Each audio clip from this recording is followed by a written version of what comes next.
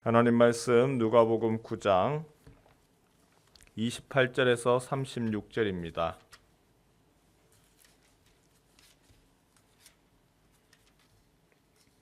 누가복음 9장 28절에서 36절입니다.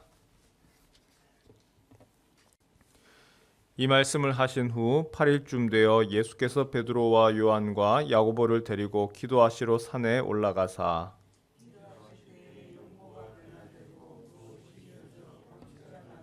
문득 두 사람이 예수와 함께 말하니 이는 모세와 엘리야라.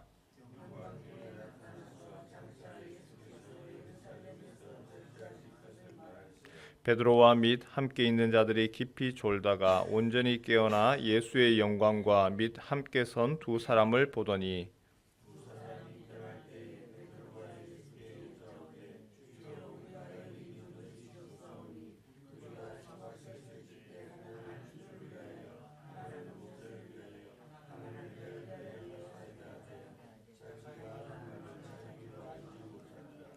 이 말할 즈음에 구름이 와서 그들을 덮는지라. 구름 속으로 들어갈 때에 그들이 무서워하더니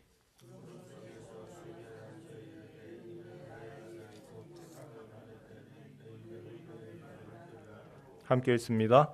소리가 그침에 오직 예수만 보이더라. 제자들이 잠잠하여 그 본 것을 무엇이든지 그때는 아무에게도 이르지 아니하니라. 아멘. 사람은 나름대로 염려와 걱정을 가지고 살아갑니다. 중학생, 고등학생 때는 대학 진학이라고 하는 염려가 있고 그 다음엔 또 직장 취업에 대한 염려와 걱정이 있죠. 그 다음에는 또 결혼이라고 하는 거, 결혼 후에는 자녀에 대한 부분들, 또 그 다음 살아있는 동안에 끝없이 걱정하고 염려하고 살아가는 것, 그것이 바로 우리의 모습입니다. 그래서 어떤 이는 이 걱정에 대해서 사람을 죽이는 것은 일이 아니라 근심이다 라고 얘기를 하기도 하고, 일로 인해서 죽는 사람보다 근심으로 죽는 사람이 더 많은 것은 대부분의 사람이 일보다 근심을 더 많이 하기 때문이다. 염려와 걱정 떠나지 아니하는 것이 우리의 모습이라고 했습니다. 성도님들은 어떻습니까? 염려가 없으신가요? 걱정이 없습니까? 아무런 걱정, 염려 없이 평안하게 지내시나요? 통계에 의하면 우리가 하는 걱정이라는 것, 우리가 하는 염려, 미리 하는 것들에 그 어떤 것들인지 이미 통계를 통해서 한번 조사를 한 적이 있답니다. 40% 절대 일어나지 않는 일이다. 우리의 염려 중에 40%는 일어나지 않는 일을 우리는 미리 염려합니다. 그 중에 또 30% 이미 일어났던 일인데 그게 또다시 일어날까봐 또 미리 걱정합니다. 무려 우리의 걱정의 70% 필요 없는 것이죠. 또다시 22% 너무 이거는 큰 문제도 아니라서 사소한 것이라서 염려, 걱정하지 않고 무시해도 좋은 일이고, 걱정의 4% 이것은 바꿀 수도 없고 어쩔 수 없는 일이고, 그리고 불과 4% 100% 중에서 4%만 우리가 바꿀 수 있는 일이다. 통계를 보면 참 재밌죠. 100% 우리의 걱정 중에서 고작 우리가 염려를 해서 얻을 수 있는 거, 미리 걱정을 해서 바꿀 수 있는 거 4%밖에 안 된다는 겁니다. 일어나지도 않을 일을 미리 염려하고 그 전에 한번 있었으니까 또 이런 일이 있지 않겠느냐, 또다시 끌어와서 염려하고, 무시해도 좋은 것을 그것을 또 벌벌벌벌 떨면서 하고, 내가 어떻게 할 수 없는 것들도 그것을 미리 염려하고, 우리는 미리 염려하고 걱정하고 또 다른 염려와 걱정 눈덩이 속에서 그렇게 살아갑니다. 그런데 그 걱정이 점점 커지면 어떻게 되지요? 염려와 걱정이 점점 커지면은 우리를 짓누릅니다. 감당할 수 없는 상황에 가지요. 마음이 힘듭니다. 그러다 보면 한 발자국도 내딛지를 못합니다. 걱정이라고 하는 거, 염려 때문에 주저앉고 싶고 그만하고 싶고 포기하고 싶고 그래서 아무것도 하지 못하는, 꼼짝달싹하지 못하고 핑계만, 아무 일도 하지도 않으면서 핑계만 늘어납니다. 그런데 한 가지 질문을 해보지요. 예수님은 그러면 염려가 없으셨을까요? 예수님은 걱정이 없었을 것 같습니까? 예수님 완전한 하나님이시지만 또한 완전한 인간이죠. 완전한 하나님이시기 때문에 앞으로 되어질 일들을 다 알고 계셨습니다. 예수님이 지금 가는 그 예루살렘 십자가형이 어떤 것인지 알고 계셨습니다. 동시에 인간으로서 또한 염려와 걱정이 안 될 수가 없는 거죠. 모르면 상관없는데 알기 때문에 오히려 걱정되는 일, 염려되는 일 많았을 겁니다. 예루살렘을 향하여서 가는 그것이 환영받는 것이 아니죠. 사람이 있잖아요. 누구나 자신을 환영해주고 좋아하는 사람 만나고 싶지 반대하고 비난하는 곳 가기를 원치 않습니다.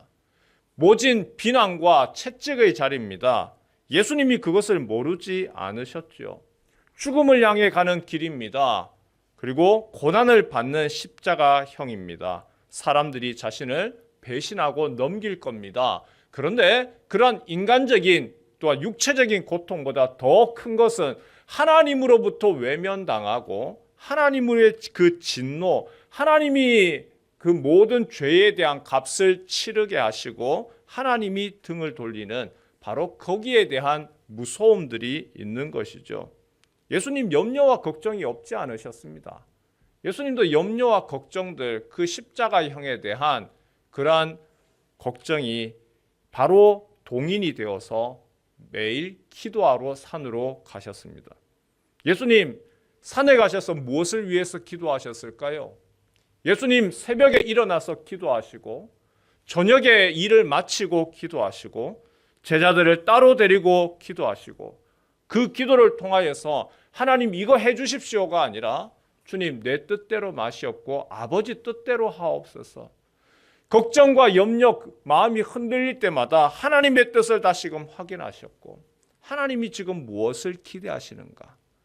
기도를 통하여서 하나님이 뜻을 다시금 확인을 하고 하나님이 원하시는 길을 향하여서 걸어가기 위하여 예수님은 기도하러 가셨습니다.